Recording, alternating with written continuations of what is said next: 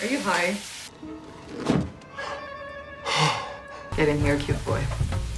Me? With I heard somebody's not cooperating. I don't like losing money. let's go out the back. What back? This back. Welcome to Screen Recaps, and today we are going to recapping the movie The Cobbler. At a shoemaker's establishment, a gathering of individuals discusses how a person named Gerberman is undermining their livelihood by increasing rent rates and endangering their families. In response, they turn to the assistance of the shoemaker, Pincus. However, Pincus points out that Gerberman isn't his client, so he cannot intervene. This prompts one of the individuals to disclose that they have pilfered the greedy man's footwear. Seizing this opportunity, Pincus employs a unique stitching machine on the shoes. As he works, his son Herschel inquires about the machine, and Pincus shares that it was a gift from his father, received from an angel, to be used only on special occasions. He recounts a tale from years ago when a destitute person sought refuge in their shoemaker shop during winter. Pincus's father provided shelter, food, and repaired the beggar's shoes. The next morning, the beggar had disappeared, leaving the stitching machine behind. Decades later, Pincus's great-grandson Max inherits and opens the cobbler shop. While taking a break, Max is captivated by the sight of the stunning Taryn exiting a nearby apartment. However, Taryn's boyfriend, Emiliano, joins her, and upon noticing Max's gaze, Jimmy, the owner of the adjacent barbershop, wonders about Max's romantic life. When Max replies negatively, Jimmy suggests that Max is a better catch than Emiliano, although Max argues that Emiliano is wealthy, having his own driver. Max mentions that he needs to figure out his life, but Jimmy insists that being a cobbler is his destiny, considering his family's generations-long tradition. Uninterested in further discussion, Max retreats into his shop. Later, Carmen approaches Max to discuss her organization's responsibility to preserve the Lower East Side. The group aims to thwart real estate developers from displacing middle-class residents to construct luxury areas. They achieve this by buying out current tenants or raising their rent. Upon hearing this, Max contemplates how much he could get for selling the shop. Carmen, however, urges people like him to remain, emphasizing that he shouldn't want to leave. To persuade him, Carmen takes Max outside and illustrates how his shop contributes to the city, emphasizing that their land is more than just a playground for the affluent. With that, she requests his signature for her petition and extends an invitation to a rally tonight in support of Mr. Solomon, an elderly man facing eviction from his home. She hands him a flyer about the protest before departing. However, that evening, Max heads home to his extraterrestrial mother, Sarah, instead of attending the rally. The next day, a thug named Leon has Max polish a shoe while bragging about his watch collection's value compared to the establishment. He then drops off another pair of shoes, instructing Max to fix them by tonight. Max argues that they close at 6 o'clock, but Leon insists on retrieving his shoes later.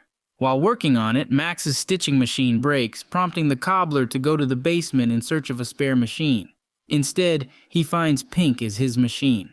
As he works on the shoe, Jimmy checks on him again. Seeing the cluttered basement, he remembers advising Max's father to clear the junk, but Max adds bitterly that his father threw away his family instead. Late that night, Max waits for Leon to pick up his shoes. Out of boredom, he tries on his customer's shoes and, to his surprise, transforms into the thug. Panicked, he quickly removes the shoes, confused about what happened. Max closes the shop to avoid any witnesses before trying the shoes on again and transforming into Leon. He then collects another pair of shoes to see if it'll happen again, but it doesn't. Confused, he compares the shoes and realizes that the stitcher is the cause of his transformation. He tests this out by using the machine on other shoes, and confirms it when he transforms into his customers. Max gleefully experiments on this until he turns into a corpse since the shoe's owner passed away. The following morning, Max feels more excited about going to work. Later, a strange man visits Jimmy's shop but only lingers without asking for a haircut. The man then heads straight into the cobbler's shop and removes the shoes, turning back into Max. This experiment confirms that he can fool anyone with his disguises. As the day passes, more customers drop off their shoes for repairs. Max uses one man's shoes to walk into Chinatown in disguise and realizes that he can also mimic the person's voice and accent. Next, he dines at a restaurant as someone else, then reverts to his normal appearance in the bathroom to avoid paying. While walking, he notices a wealthy man taking his luxury car into valet parking. With an idea in mind, Max transforms into Leon and steals the rich man's shoes. This allows him to borrow the man's car and happily cruise the highway in it. After the enjoyable day, Max returns to his mother, sharing that he had the best day. He then wonders if she ever wishes she could be someone else, but Sarah says no, as she is happy to be his mother. Instead, her only wish is to see his father again. With this in mind, Max takes his father's old shoes to the shop the next day. Before he can work on it, however, Taryn drops off her boyfriend's shoes. This changes Max's plan for the night as he pretends to be Emiliano instead. He goes to a club where he catches the attention of the ladies.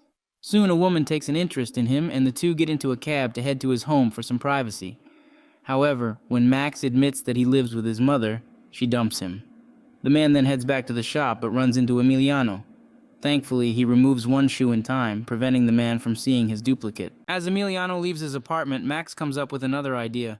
Disguised as Emiliano again, he goes to his apartment and finds Taryn in the shower. She invites him in, and he's stunned by the woman's beauty.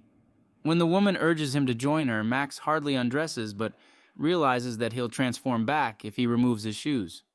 With that, he hurries away. At home, he finds Sarah watching the news where Carmen talks about their protest. As she speaks about the families living there, Max admires her passion. The following day, Max bumps into Carmen as she takes groceries to an elderly resident. She takes this chance to ask if he can get his father to sign their petition, but he admits that his dad left years ago. Sympathizing with him, Carmen reveals that hers left too, but she just focuses on moving on. Before leaving, she encourages Max to visit her committee's office and get involved in protecting their community. Drawn to the woman, Max uses his magic shoes to watch her. However, he can't bring himself to speak to her. That night, Max musters up his courage before putting on his father's shoes, transforming into Abraham. After confirming that it works, he prepares a delightful dinner for his mother and encourages her to dress up. Soon, he returns home as Abraham, bringing joy to Sarah's eyes as she embraces her husband. The two enjoy dinner and dance together as Max fulfills his mother's wish. Afterward, he tucks his mother into bed and bids farewell to his father before removing the shoes. The following morning, Max checks on his mother but finds that Sarah has passed away in her sleep. Days later, Jimmy approaches Max during Sarah's wake. He assures him that his mother would have appreciated what he did for her. But Max is frustrated that he was the only one she had, and he can't even afford to get her a decent headstone. Jimmy offers to contribute towards it, but Max questions why he should when he doesn't owe him anything. The barber then promises that things will improve soon, so he shouldn't do things he might regret. Max, however, believes it's too late for that advice and leaves. When the shop reopens, Leon finally returns to pick up his shoes. He complains that the shop has been closed all week, so Max casually mentions that his mother passed away. The customer makes superficial remarks about this before demanding his shoes. However, he doesn't have the claim ticket, so Leon threatens Max to return his shoes by tomorrow. Angered, Max follows Leon around in disguise and witnesses the thug's despicable acts. He uses various disguises to observe him and takes interest when the thug enters a black vehicle. With the man gone, Max disguises himself as Leon and enters his apartment, finding that the man's girlfriend Macy is leaving him for hitting her. Once she's gone, Max searches for Leon's watch collection but discovers a stash of firearms instead. He then accidentally stuns himself with a stun gun, knocking himself out. When he regains consciousness, he hurries away only to find Leon at the doorstep. The thug immediately chokes his doppelganger, but Max still has the stun gun and uses it on him, causing him to collapse. When Leon comes to, he finds himself bound and facing Max, who's disguised as a young man. He demands to have his collection, and when the man refuses, he changes into another form that scares Leon. Consequently, the thug gives him the location of the watches. Before Max can leave, however, Leon's associates arrive, and the thug explains that they're about to pick up a large sum of money for a job. Blinded by greed, Max pretends to be Leon and joins the man's associates. However, the thugs take him to a warehouse first, where Leon's gang beats up Patrick, a man who stole from them. Panicked, Max stops them from killing the man and excuses himself to the bathroom. Desperate, Max concocts a plan and returns, ordering Leon's gang to release Patrick, much to the men's surprise. The thugs then take him to the mansion of Elaine Greenwald, who gives him money to evict tenants from the community. Shocked, Max returns to Leon's apartment, intending to keep the money, then release the thug. However, Leon has escaped and beats him up, so Max desperately removes the stiletto he's wearing, effectively scaring the man as he transforms. Still, Leon tries to grab him, and in the struggle, Max accidentally stabs him with the stiletto, killing him. Horrified, he flees without taking his things. The following day, the cobbler reflects on the previous night's events and ultimately decides to turn himself in. He takes the officers to Leon's place, but when they get there, the place is clean. Even the bag and money he left behind are missing. Thinking that he was imagining things, the officers leave. To his surprise, Max finds his bag in his shop, along with Leon's money and watches.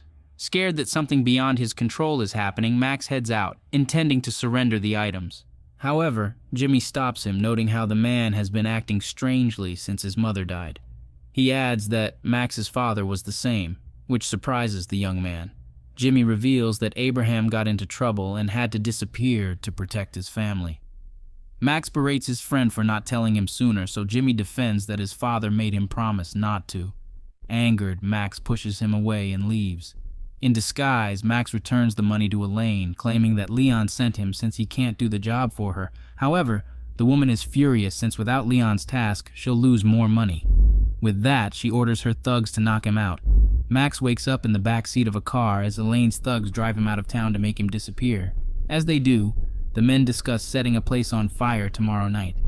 Thinking quickly, Max takes one of the shoes from his bag and disguises himself as the corpse. This results in the thugs crashing the car, leading to his escape. Upon the discovery of the crash by a group of kids, Max steps out, prompting them to run, thinking he's a zombie. Disturbed by recent events, Max conceals the stitching machine the next day, resolving never to use it again. He then apologizes to Jimmy for the previous day's incident. Later, Max accidentally spills his soda on the flyer Carmen gave him, realizing that Elaine is plotting against Mr. Solomon. He rushes to Carmen to warn her that Elaine's thugs plan to set Mr. Solomon's apartment on fire. Carmen, recognizing Elaine as the apartment building owner, believes Max and takes him to the building. She explains that Mr. Solomon is the last tenant, and Elaine intends to sell the entire block after he's gone.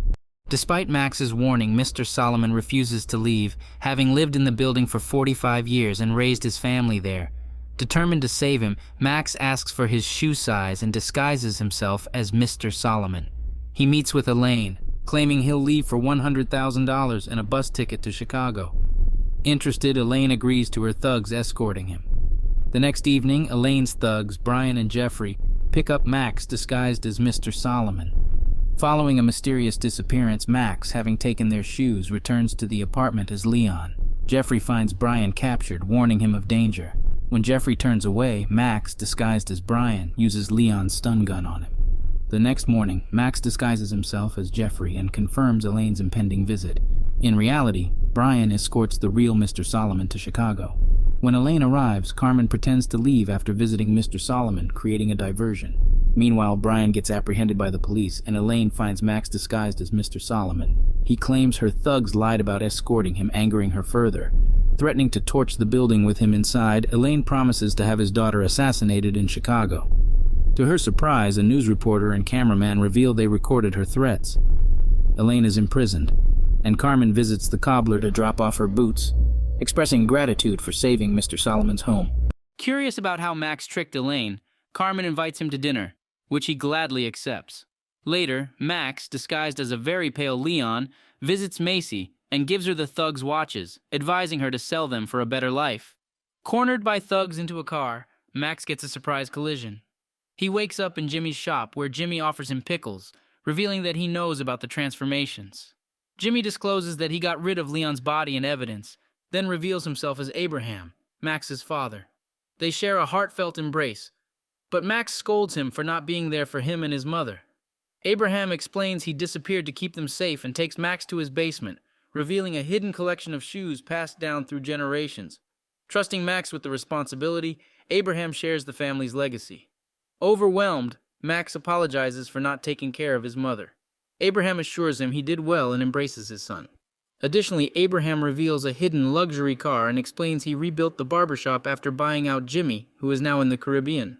As father and son enjoy the drive home, Abraham promises to show Max more about their unique skills and begins the tale of how the magical stitching machine ended up in their family. I thought I was doing